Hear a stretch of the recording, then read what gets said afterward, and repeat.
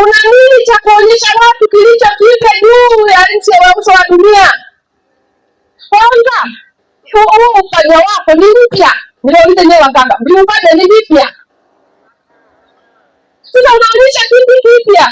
Kwa hiyo kinachokusumbua ni saikolojia yako wewe, ambayo una low self esteem. Umeshajishusha thamani mpaka umefikisha karibu na zero, labda umejipa 12% mpaka sasa.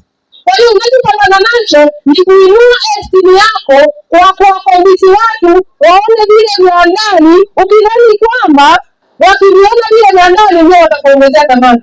Ninakwambia kwa kweli ya kwamba, na ninakushuhudia kwa kweli ya kwamba, kwa kadri unavyoendelea kuvua ndivyo thamani yako inavyoendelea kushuka. Jipange. Wakuta mtu mzima kabisa na akili zake timamu amewachia manyonyo, kifua hiki kiko wazi na anatembea. Kilichoharibika ni mahusiano na Mungu kwanza, cha pili ni mahusiano na wewe binafsi, na cha tatu mahusiano na watu yamevunjika. Tena bora hata ungekuwa unachokionyesha ni cha thamani, ni kipi kimetengenezwa leo, unaenda kufunua kile ambacho kila mtu anakifahamu. Hili kalio ni jipya. Ni jipya. Wewe unamfunulia nani asiye nalo?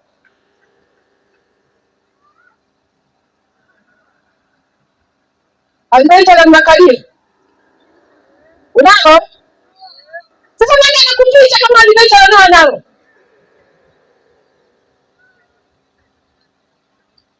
Tuwekane ukweli na uwazi. Mbele ya watoto wadogo, mbele ya watu ambao ni wadogo zako, mbele ya watu ambao ni watu wazima, mbele ya watumishi wa Mungu, wachungaji, mbele ya baba yako aliyekuzaa. Mahusiano yako na watu yanaanza kuvunjika na wewe kwanza binafsi, yakavunjika na familia nyumbani kwenu, ambapo unaweza ukatoka mbele ya kaka zako umewabania mwili kiasi kwamba hata kama una kiupele kinaonekana. Alafu kalio lenyewe basi wenzangu kiliona wewe masadai kama ubao. Utazame level wa trekta ambalo halina shoka. Mungu wenyewe sasa kama ukuru wa nyongeza. Na hiyo kuchu utazame sasa ile nani baskeli ile isiyokuwa na migamba ile. Hiyo mukavae kwa jina la Yesu. Hivi tunatoka kulikani na manda hizi watu wakati kuvaa. Bwana, tukavae. Hiyo mtu ana mwili wake. Wewe huna special kuliko wa mwingine. Ni saikolojia na unatangazia jinsi gani ambavyo wewe mwenyewe hujithamini, una estimu ya haitoshi, unatamani kuipandisha kwa kuonyesha vilivyo ndani, ukidhani itaongezeka. Haiongezeki, unadharaulika tu. Vaa ili jinawili, labda nitamrusha roho mtu mwingine mahali fulani. Magoti kama ya mbuzi, afu wengine wameachwa wazi eti. Aibu yako hata wewe. Hata wewe watu wengine hata wewe. Aibu yake.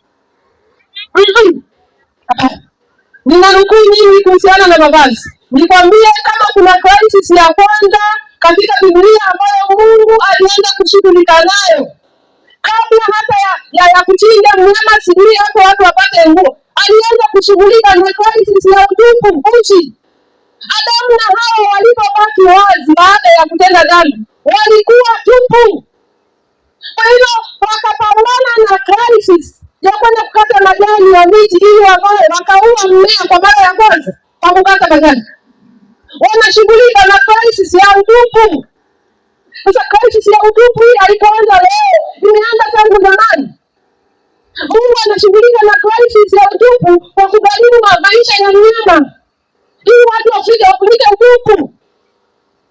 Kwa hiyo unalofanya hivi leo unatukumbusha tu enzi zile, na Mungu analithamini hili, anataka watu wasibaki tupu. Ndio maana mnyama alichinjwa, ngozi yake akavaa Adamu na Hawa. Tuko katika mikutano hii kurejesha taswira ya Mungu. Mungu huyo aliyekuumba anataka atuzie heshima yake. Amemuumba mtu kamili aliyekamilika. Amekuumba na akili iliyonusa. Leo unakuwa nguo mbele za watu. Ishara mojawapo ya kichaa sio wanavaa nguo. Kwa hiyo kumkuta mtu hajavaa ametaja akafungulia faili niende akavalisha kwa nguvu na madaktari baada ya kuchoma sindano ya kitu. Ukikuta mtu hajavaa ambacho hakijavaa ni ubongo wake. Ubongo ndio haujavaa. Kwa hiyo hapo unaona tu mkopo unatembea, ubongo hamna kitu. Mmeniangalia macho yangu. Kwa hiyo natuelewa watangaza mkopo. Alisha. Mahusiano na Mungu. Mahusiano na Mungu wako yakoje? Mahusiano yako na Mungu yakoje? Tunaongea mengi hapa. Kama haunacho, huwezi kumwambia mtu simama aende. Wewe ni mtoto mdogo lakini unajua mambo ya watu wazima, umeyakalili, muziki yote ya kizazi kipya iko hapa, picha za ajabu ajabu umeshaangalia, umelila katuni simu za mama na kaka unaangalia vitu vya ajabu. Jamani, tupone kwa jina la Yesu. Tumekuja kuleta mihili, tuwarushe katika utume na tuende tukiwa safi. Jihadhari unayoyaona, usijidanganye, jiambie ukweli. Tuna wimbi la vijana hii leo pamoja na shughuli ndogo ndogo mnazozifanya kule makanisani, lakini matoleo yenu ni sifuri. Kama usipofanya mazoezi leo ya kumtolea Bwana kabla hujawa na majukumu ya familia, ili utatoa zaka na sadaka baadaye ukiwa na familia wewe unaonitazama hapa, huwezi. Mahusiano yako na Mungu yanapimwa na kujitoa kwako na kushiriki kwako katika shughuli za kanisa. Wewe uko hapo unapata kipato chako hata kama ni shilingi 50,000. Ukumbuki kwenda kumtolea Mungu zaka na sadaka. Michango yote sisi ni vijana, inabidi watu wazima walioko kanisani watuwezeshe. Una maana una hata 10. Kile kidogo ulichonacho unachokipata mtolee Mungu. Haleluya. Ukawe bora katika matoleo ni kipimo cha kuonyesha mahusiano yako na Mungu. Kafanye kazi kwa bidii, usifanye kazi kwa mazoea. Work smart. Tumia akili katika kazi unayoifanya, usitumie nguvu. Umeshafanya mradi huu, unaona ulipi, hamisha mawazo yako. Acha kukimbia Dar es Salaam kwenda kuchoma chipsi. Unaacha maeneo makubwa huku pale upande huu wa Iringa, maeneo makubwa, mashamba makubwa. Unasubiri uwe na mtaji mkubwa ndio ufanye shughuli kubwa. Umri huu ukipata shamba hata vijijini ndani kanunue mpaka unalingana na mabalika kama ya kwetu, ili apata kuwa kijijini tena.